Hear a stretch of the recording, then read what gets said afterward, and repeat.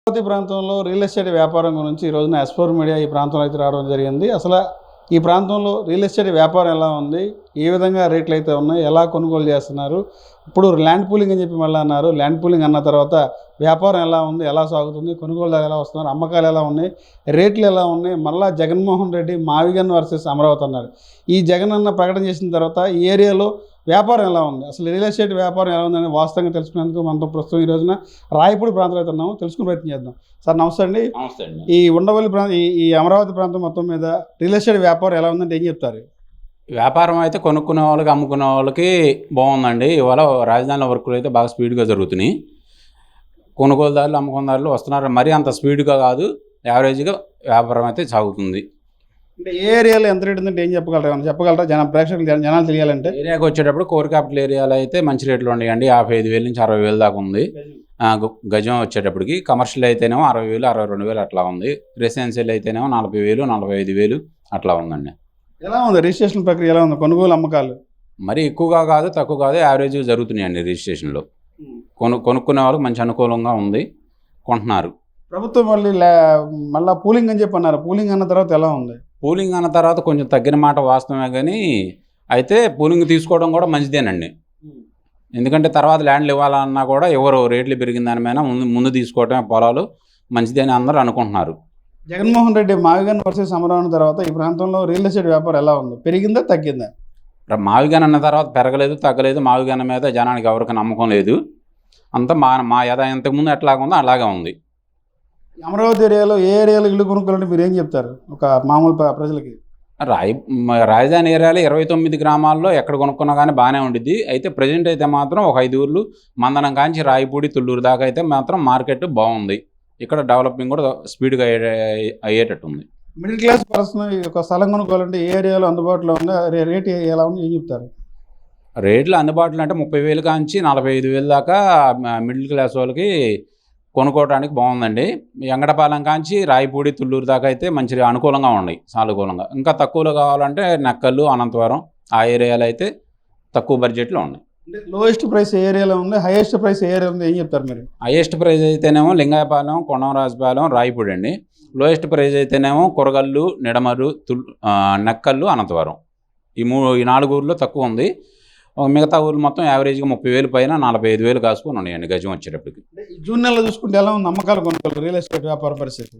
June నెలలో వచ్చేటప్పటికి ప్రతి సంవత్సరం కొంచెం డల్గానే ఉండిద్దండి. ఎందుకంటే ఈ స్కూళ్ళు పిల్లలు జాయినింగ్ టైంలో కొంచెం ఎంప్లాయీస్ కూడా ఇదిగా ఉంటారు కాబట్టి ఈ 2 నెలలు కొంచెం తక్కువ, మార్కెట్ కొంచెం స్లోగా ఉన్నమాట వాస్తవమే. ఆగస్టు దాటిన తర్వాత బాగుండిద్ది అని అనుకుంటున్నాం మేము. సుమారు నెలకి ఎన్ని రిజిస్ట్రేషన్లు అవుతుంది ప్రాంతంలో? నెల కాదే కానీ డైలీ వచ్చేటప్పటికి ఒక 50 మినిమం ఒక 50 దాకా అవుతాయండి. 29 ఊర్ల మీద ఒక 50 దాకా అయితే రిజిస్ట్రేషన్ మాత్రం కంపల్సరీ డైలీ అవుతాయి. రియల్ ఎస్టేట్ వ్యాపారం అమరావతిలో ఉండాలంటే 35 లోన 40 లోపల గజం ఈ రీతిగా జరుగుతుంది. అనంతరం నెక్కల్లో 25 పైన 30 లోన ఇదిలో జరుగుతుంది. వాస్తవంగా చెప్పాలంటే నిజాలు చెప్పండి, నిజాలు చెప్తారని ఈ అమరావతి ప్రాంతం వచ్చింది. నిజమే చెబుతున్నా. ఇప్పుడు ఏం లేరు, తగ్గిపోయినాయి కదా. ఏదో అమ్మేవాళ్ళు కొద్దిగా 20 గజాలు 25 గజాలు అమ్ముకుంటున్నారు. ఏదో కథ క్షేమంలో తిరుగుతుంది. ఇప్పుడు దాన్ని బట్టి ఏమంటున్నారు, పెద్దగా ఏమీ జరగట్లేదు. ఏదో కొద్దిగా అమ్ముకుంటున్నారు, తీసుకుంటున్నారు అంత మటుకే, అంతేగాని పెద్దగా ఏం లేదు దాని గురించి. దాన్ని బాధ. ప్రభుత్వం ఈ ల్యాండ్ పూలింగ్ అన్న తర్వాత రేట్లు ఎలా ఉంది, తర్వాత జగన్మోహన్ రెడ్డి మొన్న మధ్యలో మావిగన్ అన్నాడు, దాని ప్రభావం ఎలా ఉంది ఏంటి అసలు? సార్ ఈ జగన్మోహన్ రెడ్డి ఇక్కడ నువ్వు చెప్పొద్ది, రాజ్యంలో ఆ మాట అసలు చెప్పవద్దు. మావిగన్ అన్న తర్వాత ఏమన్నా మార్పు రాదు, ఏమి రాదు. మాది అన్న తర్వాత మార్పు రాదు, ఏమి రాదు. అవి ఎప్పుడు చూసినా పాత పాటే కానీ కొత్త పాట లేదు కదా. జగన్మోహన్ రెడ్డి గారిది పాత పాటే మాకు అలవాటు అయిపోయింది. ఇది అమరావతి రాజధాని తుళ్ళూరు, అది కాదు ధర్నా పాయింట్. ఇది మాకు అయ్యో జగన్ రెడ్డి గారు ఏది అంటే రియల్ ఎస్టేట్ వ్యాపారం ఎలా ఉందని నేను అడిగేది. వ్యాపారం ఎలా ఉండేది అని తగ్గింది. ఇప్పుడు ఏంటంటే ఒక షేమెల్లా డబ్బులు కావాల్సిన ఒక 25 గజాలు 50 గజాలు అమ్ముకుంటున్నారు. ఇక అందరితో సరిపెట్టుకుంటున్నారు. ఎక్కువగా ఏం జరగట్లేదు, అది లెక్క. మినిమం లో బడ్జెట్లో ఏ ఏరియాలో మంచి స్థలాలు దొరుకుతాయి, హైయెస్ట్ టాప్ ఏరియాలో కావాలంటే ఎక్కడ దొరుకుతాయి? టాప్ ఏరియా కావాలంటే మన రాయపూడి, ఎలగపూడి మలకాపురం మందడం ఆ ఏరియాలో దొరికితే హైకోర్టు ఎంత ఉందా ఈ రేటు 50-55 దాకా అటు ఉన్నాయి గజం 50,000. 50,000 దాకా ఉంది. రాయపూడి లింగాయపాలెం మొదలంగపాలెం మందడం మలకాపురం ఆ రేంజ్లో దొరుకుతున్నాయి. ఇక్కడ తుళ్ళూరు ఈ రెవెన్యూ వచ్చేసరికి 35 పైన 40 ఆ రేంజ్లో దొరుకుతున్నాయి. లో బడ్జెట్ లో సామాన్య కొనుక్కోవాలంటే ఏ ఏరియాలో దొరుకుతుంది? ఎంత ఉంది రేటు? ఎంత ఉంది రేట్ అంటే సుమారుగా 10 నుంచి 12 లోపు. అంటే 10-12 గజం ఏ ఏరియాలో ఉంది ఆ రేటు? అది ఏరియా అంటే ఆ ఏరియాలో ఇటు ఉత్తర పేపన ఉన్నాయి. ఊరి పేరే ఉండదు, ఊళ్ళోనే ఉత్తరం పరమట. అంటే ఏ ఊర్లో ఉత్తరం పరమట? ఈ తుళ్ళూరులోనే ఉత్తరం పరమట దక్షిణం ఆ రేంజ్లో ఉన్నాయి. అది కొన్ని ఏరియాలేనో 10 లోన ఉన్నాయి. ఆ రేంజ్లో నడుస్తున్నాయి. అవి కూడా పెద్దగా డబ్బులు ఉండేవాళ్ళు కొనుక్కుంటున్నారు, లేని వాళ్ళు మెలకుండా కూర్చుంటున్నారు. అది లెక్క. అంటే సుమారు రోజుకి ఎన్ని రిజిస్ట్రేషన్ అవుతుంటాయి? రోజు అనేది వద్దు, నెలకి 2-3 ఈ రేంజ్లోనే అంతే. అంతేగాని ఎక్కువగా ఏం జరగట్లేదు. ఇక్కడ కొనుగోళ్ళు లేవు కదా. కొనుగోళ్ళు ఉంటేనే కదా అక్కడ కానీ ఇక్కడ కానీ జరిగేది, రిజిస్టర్లు జరిగేది. అందుకని పెద్దగా ఏం లేదు. అది లెక్క. ఈ 2 నెలల్లో మీరు ఏమైనా ప్లాట్లు అమ్మారు? 2 నెలల కాలంలో నేనేం అమ్మలేదు. ఏది ఏమి లేదు. కొనుగోలుదారు ఎవరు రాలా, అమ్మేవాళ్ళు లేరు. అలవసలోకి ఎవరు ఏ రైతు కూడా అమ్మడు. ఏదో అమ్మాల్సిన సన్న రైతు కొద్దిగా అమ్ముకొని అవి ఇంట్లో పోయి సరిపాని అమ్ముకుంటాడు. రియల్ ఎస్టేట్ వ్యాపారం అంటే ఒక రకంగా ఉండలేదండి. ఎందుకంటే ఇప్పుడు మార్కెట్ మందమైంది. మందమైనాక నువ్వు వచ్చావనుకో చౌకగా కొనుక్కోవాలని చూస్తుంటావు. రైతు ఇవ్వటం లేదు, అర్థమైందా? ఇవ్వకపోతే అటు సస్యాలంకల్లే మాత్రం 50 మాత్రం నడుతుంది. 50-48 గజం. మాకేమో 30 కాడి నుంచి లోపు నడుతుంది తుళ్ళూరుకి. నెక్కంటికేమో 20-21 జరుగుతుంది. అనంతరమైన అంతే జరుగుతుంది 20-21. ఈ లోపల ఎవరు పెద్దగా అమ్మట్లేదు. అమ్మపోయింది కాక అవసరమైన వాళ్ళు మాత్రం మొన్న నెక్కంటిలో 1200 గజం అమ్ముకున్నారు. 18 మీద వేసేసారు గబిక్కిన. ఉన్నమాట చెబుతున్నాం కదా. అందుకని వాళ్ళు అట్లా కొనుక్కునేటప్పుడు 1200 గజం అమ్ముకున్నాడు ఒక రైతు అవసరమై. ఎందుకంటే రాజులే అని. అప్పుడు మాత్రం ఒకప్పుడు రేటు వచ్చింది. నేనే 250 మా కొడుకు నేను జాయింట్ని ఇచ్చాము. ఇస్తే నాకు 4.5 పొలం ఉంది. మా కొడుకు అలింగాలేదాయాల కమర్సులు మొన్న చేశాడు నా కొడుకు. ఆడపిల్లకు ఒక 500, నాకు ఒక 250 కమర్సులు. అది 55కి అడిగింది, ఇలా 30కి అడుగుతున్నారు. 32కి గజం. గజం 50కి అడిగారు. 52కి 55కి కూడా అడిగారు అయాల. నేను అమెరికా 11 ఏళ్ళు ఖర్చులు పెట్టుకొని అమెరికా పంపించా. కాతికాలు అమెరికా పంపిస్తే వాడు నాకు హక్కు లేనట్టుగా పంపించావు, అక్కడెవడో లాయర్ చూపిస్తే నీకు హక్కు లేనట్టుగా ఉండే కాతికాలు అన్నాడంట. మరి నా కంఠం కోసి ఆడ పెడతారా, నీ కాళ్ళకాడ నీకు హక్కు లేకుండా చేయటం ఏంది అని అంటే వినలా. ఈయనకుండా సిఆర్డి ద్వారానే మొన్న చేశారు. 250 ఒక 500 ఆడపిల్లకి చేసేసారు. 250 అమ్మాలంటే 32-33 అడుగుతున్నారు. కమర్షియల్ 55కి అడిగింది. అంత దిగొచ్చింది మార్కెట్. ఏం చేద్దాం మరి పరిస్థితి? ఇక అది అమ్మలేదు. నేను ఇల్లు వేసుకోవాలి 2 గదులు, పెంకుటిల్లు గారుతుంది. అది ఎకరాలు కొనాలంటే చుట్టుపక్కల ప్రాంతం ఎలా ఉన్నాయి రేట్లు? అసలు చుట్టుపక్కల ఇప్పుడు 1.5 జరుగుతుందండి. 1.5 2 కోట్లు చిల్లర. ఇది హరిశ్చంద్రపురం కానీ, మొద్దూరు కానీ, వైకుంఠపురం కానీ, దొండపాడు కానీ, వడ్లమాన కానీ ఆ రేంజ్లో జరుగుతుంది. అది 2 కోట్లున్నరకు పోయింది. 1.5 వచ్చింది. ఇప్పుడు 1.5 కూడా ఉంది. 1.25 కూడా ఉంది. వచ్చి కొనేవాడు ఉంటే రాండి అంటారు. ఇక్కడ డబ్బు ఏది ఎవరి దగ్గర? అది 1.25 కూడా ఉంది. ఎకరం రాండి అంటున్నారు. ఏది లేదు. ఏది చుట్టుపక్కల పూలింగ్ తీసుకుంటామని క్యాన్వర్ చేసిన వాళ్ళే ఈ 7 ఊళ్ళు. పరి మాత్రం అంగట్ల 4 కోట్లు కొన్నారు రోడ్డు అమ్మటం ఇదివరకే. పరి మాత్రం అసలు ఎవరు అమ్ముతామన్నాళ్ళు లేరు, కొంటామన్న లేరు. అసలు వాళ్ళు పూలింగ్కే ఇవ్వమంటున్నారు. ఏది మోతడ గట్టు అమ్మటం 30 ఎకరం మాత్రం ఇచ్చారు. మోతడగా పనికిరాంది అంటది దూరం అని. ఇక తక్కింది ఎవడు పోలింగ్కి ఇట్లా పరిమీల. ఈ తక్కిన వాళ్ళు కొద్ది గొప్ప ఇచ్చారు. కొద్ది గొప్ప చంద్రబాబు ఈసారి వస్తే చూద్దాంలే అనే ధీమాగా ఆగుతున్నారు. ఎందుకంటే ఇచ్చిన వాళ్ళే వాళ్ళు యాతన పడ్డారు. మాలా యాతన 4 సంవత్సరాలు ధర్నాలు బొర్నాలు అని చేశారు. అవన్నీ మనం చేయలేము మరి ఇవన్నీ చేయలేము. ఇక జనం కూడా పోగారు, వాళ్ళకి అంత జనం పోగయ్యారు, అట్లా చేశారు. తిరుపతి వరకు పాదయాత్ర చేశారు, అడుచువల్లికే పోయారు. అవి మనం చేయలేము. ఈ దెబ్బ చంద్రబాబు వస్తే ఇద్దాము అని కొంతమంది ఆగిపోయారు. ఇప్పటికే ప్రభుత్వం 2వ విడత భూసేకరణ 3వ విడత తీసుకుంటా చెప్పి నారాయణ గారు చెప్తున్నారుగా. ఈ భూసేకరణ తర్వాత రేట్లు ఎలా ఉన్నాయి? భూసేకరణ అన్నాక రేట్లు తగ్గిపోయినాయి. భూసేకరణ చేస్తే ఇవ్వద్దు. భూసేకరణ చేస్తే ఇప్పుడు మన ఇల్లు పడదెంగ అంటే ఊరుకుంటారండి.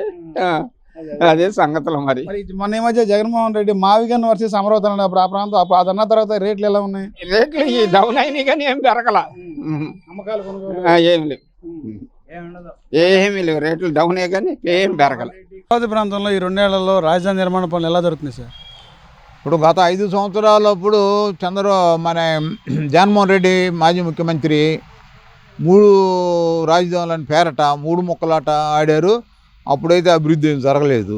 తర్వాత మేము అందరం పోరాటం ఫలితంగా 5 సంవత్సరాల పోరాట ఫలితంగా రాష్ట్ర వ్యాప్తంగా పెను మార్పు జరిగి ఈ చంద్రబాబు గారు కూటమి బీజేపీ జనసేన తెలుగుదేశం కూటమి ముఖ్యమంత్రి అయ్యారు. మరి పనులు చెప్పాలంటే ఒక రకంగా మాటలు ఎక్కువ, పని తక్కువలా జరుగుతుంది. పని ఎందుకు తక్కువ అంటే మాటలు ఎప్పుడు నారాయణ గారు 26 డిసెంబర్ కల్లా మీకు పూర్తిగా చేసేస్తానని ఒక 10 సార్లు ఫైన్ చెప్పాడు. మరి 26 డిసెంబర్ ఇంకెన్నాళ్ళు లేదు, ఇక 4 నెలలు మిగిలిపోయాం. మరి ఇంతవరకు ఏమీ ఎక్కడదక్కడే ఉంది. రెండోది ప్రపంచ బ్యాంక్ కూడా తన నివేదిక ఇచ్చింది సిఆర్డీఏ వాళ్ళకి. మీరు ఇక్కడ మ్యాన్ పవర్ మీరు చెప్పినంతగా లేదు, మ్యాన్ పవర్ లేదు, మీరు దీన్ని సరి చేసుకొని త్వరితగతిన మాకు ఇచ్చిన హామీ మేరకు మీరు ఈ త్వరగా పనులు చేయాలనేది కూడా వారికి ఒక నివేదిక రూపంలో వచ్చింది.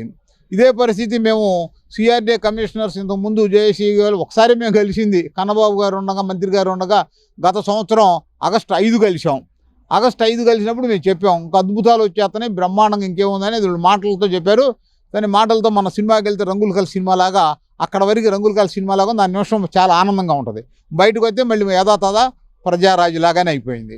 అయితే ఈ పరిస్థితుల్లో మళ్ళీ మొన్న పశ్చిమ బెంగాలు, ఈ అస్సాము ఈ ఎన్నికలు జరిగిన సందర్భంలో కొంతమంది మ్యాన్ పవర్ కూడా వారి స్వరాష్ట్రాలకు తరలిపోయారు. మళ్ళీ తరలిపోయిన మ్యాన్ పవర్ ఇక్కడికి రీచ్ అవ్వకపోతే మళ్ళీ ఇది ఏపీసీఆర్డీఏ వాళ్ళే ఒక ఇది పెట్టారు, ఎంతవరకు ప్రోగ్రెస్ ఉందో ఎంత అనేది. ఆ ప్రోగ్రెస్ నివేదిక చూస్తే చాలా దారుణంగా దాని రేటింగ్ పడిపోయి ఉంది. అంతేకాకుండా మేఘా ఇంజనీర్ వాళ్ళకి ఒకటి ఇచ్చారు, మేఘాలకి. ఆ మేఘా ఇంజనీర్ వాళ్ళకి మరీ పూర్ పర్ఫార్మెన్స్ ఉంది, వాళ్ళకు వర్క్లో ఎక్కువ, మరి వర్క్ ప్రోగ్రెస్ వచ్చేదానికి వెరీ పూర్ ఉంటే దాని పరిస్థితి ఏందనేది కూడా మనం ఈ మధ్య జేఏసీ తరఫున మరి ఇప్పుడు ఉన్న కమిషనర్ విజయరామరాజు గారిని కలిసిన సందర్భం కూడా వారి దృష్టిలో తీసుకెళ్ళడం జరిగింది. చేస్తూ ఉన్నారు వారు. మాటలైతే నారాయణ గారు కానీ కమిషనర్ గారు కానీ మాటలైతే చాలా చక్కగా ఉంటాయి, పని ఆ తీరులో లేదనేది కూడా నేను ఒక రైతుగా కూడా వారి దగ్గర గమనించిన విషయం. సార్ గతంలో మీకు రైతులకు కొన్ని ప్రాబ్లమ్స్ ఉన్నాయి, అన్ని ప్రాబ్లమ్స్ అన్ని సాల్వ్ అయినాయండి? ఒక్క ప్రాబ్లం కూడా సాల్వ్ అవ్వాల. ఇప్పుడు గ్రామ కంటాలు నిన్న రాత్రి రాయపూడి 3కి డిస్క్వాలిఫైడ్ అని ఇచ్చారు. అంటే ఇది రావట్లేదు, తిరస్కరిస్తున్నామని. దాంట్లో ఏం పేర్కొన్నారంటే తిరస్కరిస్తున్నామని దానికి ఒకదానికేమో 2014 ముందు వ్యవసాయ భూమిగా ఉందనేది, ఇంకో దానికి కూడా అంతే వ్యవసాయ భూమిగా ఉందనేది, దూరంగా ఉందని, ఆ దూరం ఎన్ని మీటర్లు ఉంది ఎంత ఉందనేది స్పెసిఫిక్గా పేర్కొనలా.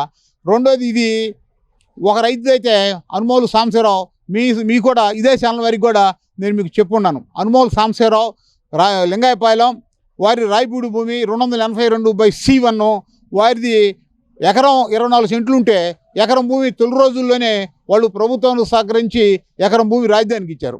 మిగిలిన 24 సెంటు అప్పుడే మాకు గ్రామ కంఠం కింద కావాలని వాళ్ళు కోరటం జరిగింది. కారణం ఏంటంటే వాళ్ళు గ్రామానికి ఆనుకొని ఉన్నారు.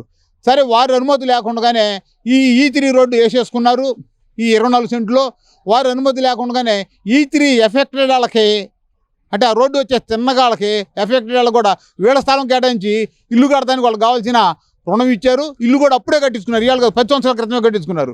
ఇప్పుడు రాత్రి తాజాగా వారిది కూడా చాలా దూరంగా ఉందంట, మరి అట్లాగనే ఇది వ్యవసాయ భూమిగా ఉందంట, అందుకని మీరు తిరస్కరిస్తున్నామని వారిది ఒకటి. అట్లాగనే సాయిబు గారిది ఒకటి ఉంది. ఆ సాయిబు గారిది ఏంటంటే మీకు గతంలో 10 సెంట్లు ఇచ్చాం, మీకు ఇది స్టేట్ టీము జరీబుగా ప్రకటించింది కనుక నీకు ఇలేమన్నారు. జరీబుగా ప్రకటిస్తే జరీబు అర్హత ఉంటేనే కదా ఇచ్చింది. అంటే ఊరికి దగ్గరగా ఉందా లేదో చూడాలి. మూడో అతను కూడా దూరంగా ఉంది, 2014 ముందు స్ట్రక్చర్ లేదు, వ్యవసాయ భూమిగా ఉంది. మరి ఇచ్చిన ఎకరాలన్నీ కూడా వీరు ఇచ్చింది వ్యవసాయ భూముల్లో కాకుండా స్ట్రక్చర్స్ ఉంటే ఇంక ఇచ్చేదే ఉంది. పంచాయతీ పన్ను కొట్టుకుంటారు, వాళ్ళు ఆడుకుంటారు. గోడంలో ఇళ్ళు అవి ఉంటే కొట్టాలో బట్టాలో ఏమీలో కదా. ఎకరాలు అందరికి ఇచ్చి, పెద్ద వాళ్ళందరికీ ఇచ్చి, అట్లే రాజకీయ నాయకులకి ఇచ్చి, పెద్ద ఇన్స్టిట్యూట్స్, ఇప్పుడు ఉదాహరణ మేరీ మాతా స్కూల్ ఉంది, వాళ్ళకి 5 ఎకరాలు ఇచ్చారు. ఈ స్కూల్కి పడమర వైపున 5 ఎకరాలు భూమి ఇచ్చారు. అది ఏం భూమి ఉంది? ఇవాళ కూడా దాంట్లో అరటి మరి కొబ్బరి ఇవన్నీ ఉన్నాయి. వ్యవసాయ భూమి ఇవాళకి అవ్వబడుతుంది. నేను చెప్పే మాట కదా, శాటిలైట్ చూసుకోవచ్చు, వాళ్ళు ఫిజికల్గా చూసుకోవచ్చు. వాళ్ళకి 5 ఎకరాలు ఇచ్చారు. అట్లానే మందడం గోల్డెన్ రూల్ స్కూల్కి కూడా మరి 8 ఎకరాలు ఎంతో ఇచ్చారు. అట్లాగనే దానికి ఎదురుగుండా సిస్టర్స్ ఏదో హెల్త్ సెంటర్, వాళ్ళకి అట్లయితే వాళ్ళు అమ్ముకున్నారు, అమ్ముకున్నారు. ఇది ఎట్లా గ్రామ కంఠం అయితే వాళ్ళది? మా రైతులది వీళ్ళు ఏమంటున్నారు, ఒక 10 సెంట్లు ఇవ్వండి, లేకపోతే ఒక 20 సెంట్లు ఉండి అర్థం బట్టి మీరే చూసిండి అంటే దీనికి ఒక కమిటీని వేశారు. ఆ కమిటీ ఎవరంటే గుంటూరు జాయింట్ కలెక్టర్ గారు కమిటీ వేశారు. నేనైతే ఈ కమిటీలన్నింటి మీద కూడా ఒక విషయం చెప్పాం. ఇదే విషయం మా జేసీ వాళ్ళు కలిసినప్పుడు కూడా నిన్న ఖచ్చితంగా మన గురువారం నాడు కలిసాం. అంటే ఎల్లుండికి వారం, వాళ్ళకి 5 రోజుల నాడు మంత్రి నారాయణ గారు, సిఆర్డీఏ కమిషనర్ గారు, అడిషనల్ కమిషనర్స్ ఇద్దరు, భార్గవ తేజ గారు, బత్తుల కార్తీయ గారు, జాయింట్ కలెక్టర్ గారు కూడా కూర్చున్నారు. ఈ కమిటీల మీద కమిటీలు వేసి కాలయాపన చేస్తారు. అది ఈ కమిటీలు పై పెద్దలు ఏదైతే లీడ్ ఇస్తే ఆ లీడ్ తీసుకొని రాసేదని సంగతి మనందరూ తెలుసు కదా. మరి ఇదివరకు 2019లో జగన్మోహన్ రెడ్డి ఈ ప్రభుత్వంలో అధికారంలోకి వచ్చినాక ఈ రాష్ట్రంలో రాజధానిని తీసేయడానికి కంకణం కట్టుకున్నప్పుడు వారు చెప్పిన సాకు ఏందండి? జిఎన్ రావు కంపెనీ ఒక రిపోర్ట్ తీసుకున్నాడు. ఆ జిఎన్ రావు గారు ఎవరంటే మన గుంటూరు కలెక్టర్గా చేసిన ఆయన జి నాగేశ్వరరావు గారు. ఆయన్ని పెట్టి, ఆయన రిపోర్ట్ అని పెట్టి, ఆయన 2 రోజుల్లో రాయలసీమ దగ్గర నుంచి విశాఖపట్నం దాకా గిరగిర తిరిగి ఒక 4,000 మందిని పరిశోధన చేసినట్టు ఒక ఫేక్ డాక్యుమెంట్ తయారు చేసి, ఇది దక్షిణ ఆఫ్రికాలో ఉన్నటువంటి ఈ నిబంధన 2 రాష్ట్రాలని మనం 3 పెడదామని పెట్టారు. దాన్ని ప్రజలు యాక్సెప్టేషన్ చేశారా? ఇదే తెలుగుదేశం దాన్ని వ్యతిరేకించింది కదా. అట్లానే బోస్టన్ కమిటీ చేశారు, ఇదే తెలుగుదేశం కంపెనీ. అది బోస్టన్ బోగస్ అని చెప్పారు కదా. ఇదే మరి బొగ్గన రాజేంద్రనాథ్ రెడ్డి గారు అప్పుడు ఆర్థిక మంత్రిగా ఉన్నప్పుడు ఆయన ఆధ్వర్యాన ఒక ఐఫార్ కమిటీని వేశారు. అవన్నీ బోగస్ అని రాష్ట్ర ప్రజలు తేల్చారు. ఎప్పుడు తేల్చారు? రాష్ట్ర ప్రజలు దాని సందర్భం వచ్చినప్పుడు, దాని అవకాశం వచ్చినప్పుడు ఇది బోగస్ కమిటీలు, ఈ పనికి వచ్చేవి కాదన్నారు కదా. మేము అందరం కూడా ఉద్యమాలు చేసాం కదా ఈ బోగస్ కమిటీలని. ఇప్పుడు నువ్వు జేసీ ఆధ్వర్యాన్ని ఒక కమిటీ వేసి, ఆ కమిటీకి వాళ్ళకి మీరే ప్రభుత్వం లీడ్ ఇస్తే వాళ్ళు అదే లీడ్ చేస్తారు. గవర్నమెంట్కి సబార్డినేట్స్ వాళ్ళకి స్వేచ్ఛ లేవు, చేతులు కట్టేస్తున్నారు. ఇవన్నీ మనకు తెలియనియం కాదు. మేము ఇది చెప్పా మీరు చేయండి అనేది. మనం చూసాం అంతకుముందు జరిగే విషయంలో చేతులు కట్టేశారు కొంతమందికి. అయినా దాన్ని వాళ్ళ నిబంధనల ప్రకారం వాళ్ళు కొంత మానత్వం ప్రదర్శిస్తే అయింది. వాళ్ళని నా మంత్రి నారాయణ గారు ఏం మాటలు మాట్లాడారో కూడా చాలామందికి తెలుసు, మా అందరూ తెలుసు. అది ఈ సందర్భంగా మనం బహిరంగంగా చెప్పుకోవటం కూడా భావ్యం కాదనేది కూడా నేను మీకు సందర్భంగా మనవి చేస్తున్నా. అంతేకాకుండా ఇప్పుడు ఎకరాలు ఇచ్చారు కదా, మీరు ఒకసారి పరిశోధనలు చేసుకోండి ఎట్లా ఇచ్చారో దాన్ని ఫాలో అవ్వమంటున్నాం కదా. వీళ్ళు ఏం చెబుతారంటే, ఎక్కువ ఇచ్చినట్టుంటే మీరు మాకు కంప్లైంట్ ఇవ్వండి, మేము చేస్తాం. మేము ఇచ్చేది మీ దగ్గర తెలీదా? ఇట్లా బటన్ కొడితే మొత్తం డేటా మొత్తం ఈ రాష్ట్రంలో ఉన్నటువంటి సిఆర్డీ ఇచ్చిన వాళ్ళు 30,000 మంది రైతులు బటన్ కొడితే వస్తుంది కదా. వీళ్ళకి పొలం ఎంత ఉంది, వీళ్ళు పొలం ఎంత అమ్ముకున్నారు, ఇంకెంత ఇవ్వాలనేది కూడా చెబుతున్నారు కదా. మీరు చేయలేరా ఇది? అంటే ఇదన్నీ ఏంది? మసిపూసి మారేడుగా చేసే తప్పితే దీని ఫలితం మరి మేమైతే అనుభవించకూడదని కోరుకుంటా ఒకసారి మీ ప్రభుత్వాన్ని హెచ్చరిస్తున్నాం. కవుళ్ళు ఉన్నాయి ఈ హెచ్చరిస్తున్నాం. అంతేకాకుండా ఇప్పుడు ఈ కమిటీ వాళ్ళు కూడా మరొకసారి పునరాసనం చేసి చిన్నకారు వాళ్ళకి ఇవ్వాల్సింది. మనం ఒక పెద్ద మనిషి దగ్గర, కేంద్ర మంత్రి గారి దగ్గర ఒక ఒప్పందం జరిగింది. సుమారుగా యూనిఫామ్గా ఈ 10 సెంట్లో 15 సెంట్లో అందరికీ ఇద్దాము అనేది జరిగింది. మీరు ఏం చేశారండి? వాళ్ళ రాయపూడి దాంట్లో ఉల్లంఘించారు. దూరం ఎంత అనేది పెట్టారు? 2019 మీరు చెప్పినట్టు మేము కూడా ఒప్పుకుంటాం. అవి కూడా ఆలోచించండి, పరిశీలించండి. అవి పరిశీలించకుండా ఉండవాడికి ఒక న్యాయం, లేనివాడికి ఒక న్యాయం. ఇప్పుడు మన దాకా స్వాతంత్రం వచ్చినాక భారతదేశంలో 2 చట్టాలు పనిచేసినాయి. జమ్మూ కాశ్మీర్కి ఒకటి, మిగతా భారతదేశం మొత్తం ఒకటి. మొన్న 7 సంవత్సరాల క్రితం నరేంద్ర మోడీ గారు రాజ్యాంగపరమైనటువంటి 2 చట్టాలను కూడా మళ్ళీ రాజ్యాంగం ద్వారానే సవరణ చేసి ఈ రాష్ట్ర దేశంలో ప్రజలందరూ కూడా ఒకే ప్రజ, ఒకే న్యాయం, ఒకే దేశం అనేది కూడా వారు చెప్పారు. ఒకే చట్టం అనేది నిరూపించారు మొన్న 7 సంవత్సరాలు. ఈ సిఆర్డీఏ వాళ్ళు 2 చట్టాలు ఎట్లా అమలు పరుతారండి? రాజ్యాంగేతర శక్తిగా సిఆర్డీఏకి ఉంది, అదనంగా ఉందా? వీళ్ళు వాళ్ళకో చట్టం, వీళ్ళకో చట్టమా ఏంటండి ఇది? ఇదే ప్రజల్లో తిరుగుబాటుకు నాంది అనేది కూడా మేము సిఆర్డీఏ వారికి గట్టిగా హెచ్చరించదలుచుకున్నాం. గట్టిగా చెబుతున్నాను నేను ఒక రైతుగా. ఈ కౌళ్ళ విషయంలో రైతులు ఏ బ్యాంకు విల్లింగ్ ఇస్తే ఆ బ్యాంకులో మీరు వేయాల్సిన అవసరం ఉంది. మాకు ఫస్ట్ అదే చెప్పారు కదా. మరి గత సంవత్సరం వచ్చినప్పుడు కన్నబాబు గారేమో అప్పుడుదా సాఫీగానే పడ్డాయి. ఇప్పుడు జగన్మోహన్ రెడ్డి 2-3 ఏళ్ళు ఏడిపించినా 4 ఏళ్ళు తర్వాత కోర్టుకు వెళ్ళాం, తెచ్చుకున్నాం. ఆ సాఫీగా మా అకౌంట్లో ఒకటి. మొన్న కన్నబాబు గారు వచ్చారు, ఏదో సాఫ్ట్వేర్ మార్చామని అదో 6 నెలలు గందరగోళం చేసి వదిలిపెట్టాడు. ఎక్కడ ఏ బ్యాంకులు పడి ఈ బ్యాంక్ ఆ బ్యాంక్ గందరగోళంగా తిరిగితే ఆ సాఫ్ట్వేర్ ప్రాబ్లం ఉంటారు. సాఫ్ట్వేర్ మేము చెప్పామండి మార్చమని. అరే ఆ సాఫ్ట్వేర్కి రైతులకి ఏమైనా సంబంధం ఉందా? మీరే మార్చుకున్నారు, సరి చేయాల్సిన బాధ్యత మీది. 6 నెలలు పెట్టే టైం తీసుకున్నారు. ఇప్పుడు ఇంకోటి పెట్టారు, ఏదో ఎన్ఎస్పి నేషనల్ బెనిఫిట్ స్కీమ్ ఏదో ఒకటి పెట్టారు. దీనికి ఉదాహరణ మందడంలో విష్ణుమల సుబ్బారావు గారి అబ్బాయి పూర్ణచంద్రరావు అని వాళ్ళు ఎప్పుడో రాజధాని రాక తలికి ఒంగోలులో మినులు స్టోరేజ్ పెట్టారు. మినులు కాదు, శనగలు.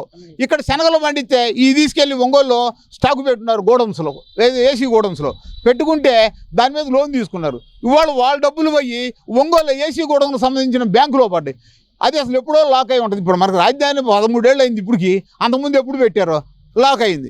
అట్లాగనే ఇటీవల మాకు ఒక వాళ్ళు వచ్చి అడిగారు, చెప్పారు, ఏమండి మా అమ్మాయి చదువుకునేటప్పుడు మెడ్రాస్లో ఉంది, ఇప్పుడు ఇక్కడ ఉద్యోగం చేసుకుంటుంది, ఇది మెడ్రాస్లో పడిందండి మా అమ్మాయిది అకౌంట్ అన్నారు. ఎందుకంటే అమ్మాయి మెడ్రాస్లో ఉన్న వాడుకోవడం తీసుకుంటే అకౌంట్ పెట్టుకుంటే అంటే ఇవన్నీ లాక్ అయినాయి. ఇవన్నీ మెడ్రాస్ ఎవరు పోవాలి, ఒంగోలు ఎవరు పోవాలి, ఇటు హైదరాబాద్ ఎవరు పోవాలి, ఇంకెడు పోవాలి? అసలు ఏమిటి ఈ గందరగోళం?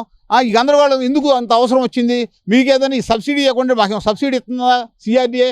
మాకు ఇవ్వాల్సిన వార్షిక వేతనం కౌలు, మాకు ఇవ్వాల్సిన కౌలు మాకు దగ్గరలో ఉండ విల్లింగ్ బ్యాంకు, లేకపోతే మా సహచరులు పోయితే తీసుకొచ్చే బ్యాంకు, ఆ బ్యాంకుకు మేము ఇచ్చేది తీసుకెళ్ళి ఎక్కడెక్కడో గందరగోళం పడ్డాయి. ఇప్పుడు నా వరకు నాకు మా ఇంటి ముందు బ్యాంక్ ఆఫ్ బరోడా ఉంది, ఇంటి ముందు నేను 1 నిమిషంలో ఇంటికి వెళ్తా, ఆ బ్యాంకులోకి వెళ్తా, బ్యాంకు నుంచి ఇంటికి వస్తా.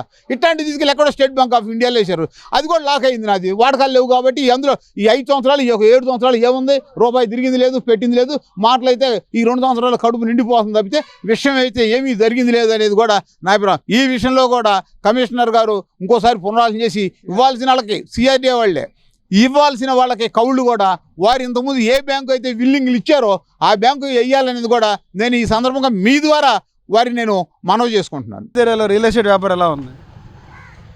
డౌన్ అయిపోయింది, అడిగేవాడు లేడు. 2-0 మళ్ళీ రెండోసారి ల్యాండ్ పూలింగ్ అన్నాక ఎవడు వచ్చి అడిగేవాడు లేడు, కొనేవాడు లేడు.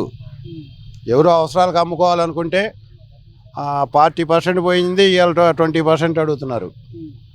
పరిస్థితులు ఏం అర్థం కావట్లా. ల్యాండ్ పూలింగ్ అంటాం వల్ల ఇదంతా జరిగిందంటారా? అంటం వల్లనే కొనేవాడికి ఎక్కడ కొనాలో అర్థం కావట్లా. ఫస్ట్ పేజ్ పోయింది, ఫస్ట్ పేజ్ వరకు డెవలప్ అవుతున్నట్టయితే రేట్లు బాగానే ఉండేవి. ఫస్ట్ పేజ్ నుంచి 2 పేజ్కి వెళ్ళిపోయాడు. మళ్ళీ అమరావతి, ధర్నకోట, కోరపాడు, పాములపాడు, రావెల ఇవన్నీ అనేటప్పటికి మొత్తం రియల్ ఎస్టేట్ అనేది దెబ్బతింది. అడిగేవాడు లేడు. ఇవాళ అవసరానికి అమ్ముదామన్నా కూడా రూపాయిది 10 పైసలకి ఇస్తామన్న లెక్కలో అడుగుతున్నారు. పరిస్థితులు ఏం అర్థం కావట్లేదు. అట్లా ఉంది పరిస్థితి. అమరావతి ఏరియాలో బాగా హైయెస్ట్ రేట్ ఏరియాలో ఉంది. మినిమం సామాన్యుడు కొనాలంటే మిడిల్ క్లాస్ వాళ్ళకి లో బడ్జెట్లో ఎక్కడ ఉంది? హైయెస్ట్ అంటే సచివాలయం, హైకోర్టు, ఆ సర్వెంట్లో 60-70 దాకా పోయింది గజం. ఈరోజు వాళ్ళు 50 నుంచి 40 వరకు అంటున్నారు. లో కాస్ట్ వచ్చేటప్పటికి, వెండింగ్ వచ్చేటప్పటికి అనంతవరం, నెక్కల్లు ఈ పరిసర గ్రామాల్లో 40 నుంచి ఈరోజు ఒక 20 అంటున్నారు. సగానికి సగం పడిపోయింది. పరిస్థితులు అట్టున్నాయి. గురుగారు ఏంటి అమరావతి ఏరియాలో రియల్ ఎస్టేట్ ఎలా ఉంది సార్ వ్యాపారం? మాకు బాగానే ఉందండి. మేము పొలాలు కొంటున్నాము, ఫ్లాట్లు కొంటున్నాము, బాగానే ఉంది. ఎకరం పొలం ఎంత ఉంది రేటు? ఏరియాలో ఎట్లా ఉంది రేటు? పరిమి 2 కోట్లు, కర్లపూడి 1.5 కోటి, వడ్లమన్ 2 కోట్లు, వైకుంఠపురం 2 కోట్లు, 1.70. అంటే ఏరియాని బట్టి ఉంది రేటు. అవుట్ సైడ్లో ఎలా ఉన్నాయండి? అవుట్ సైడ్ మామూలు 40, 50, 60 ఎకరం వచ్చి ఆ రేంజ్లో ఉంది. అది బాబు గారు రాకముందు జగన్ గవర్నమెంట్లో 6,000 ఉంది. చంద్రబాబు నాయుడు కేసీఆర్ రేవంత్ రెడ్డి గెలిచిన తర్వాత 10,000కి వచ్చింది. మా బాబు గారు గెలుచడం వల్ల 40,000కి వచ్చింది. బాగానే ఉంది, ఇబ్బంది ఏం లేదు. ఎన్నో అవుతుంది సుమారు రిజిస్ట్రేషన్ రోజుకి? వ్యాపారం ఎలా ఉంది? నమ్మకాలు కొనుగోలు పరిస్థితి వస్తే ఇప్పుడు ప్రజెంట్ వచ్చేటప్పుడు కొద్దిగా తగ్గింది. రేపు 2-3 ఏళ్ళలో మళ్ళీ వస్తుంది, ఇబ్బంది ఏం లేదు. అది అంటే మొన్న ఈ మధ్య ఏదో జగన్మోహన్ రెడ్డి మావిగాని వర్సెస్ అమరావతి అన్నాడు, దాని ప్రభావం ఎలా ఉంది? రియల్ ఎస్టేట్ మీద దాని ప్రభావం ఉంది అది? దానివల్ల ఏమీ కాదండి. అది దానివల్ల ఏం కాదు, ఇబ్బంది ఏమీ లేదు. చంద్రబాబు నాయుడు 100% చేస్తాడు. అంటే వెయిట్ చేయలేక జనం వరకు అపోహలపడి చేస్తున్నారు. దానివల్ల ఇబ్బంది ఏం లేదు. ఇవాళ పొలం కొనుక్కున్నా 1250 గజాలు వస్తుంది ఎకరానికి వచ్చి. రెవెన్యూ 2 కోట్లు జరుగుతుంది, 1250 గజాలు వస్తుంది. రేటు చూడండి, బాగా సామాన్యుడు కూడా కొనుక్కోవచ్చుగా పొలం. రేపు ముందుకు డెవలప్ అయ్యిద్దిగా, ఇబ్బంది ఏం లేదు సార్, బాగానే ఉంది.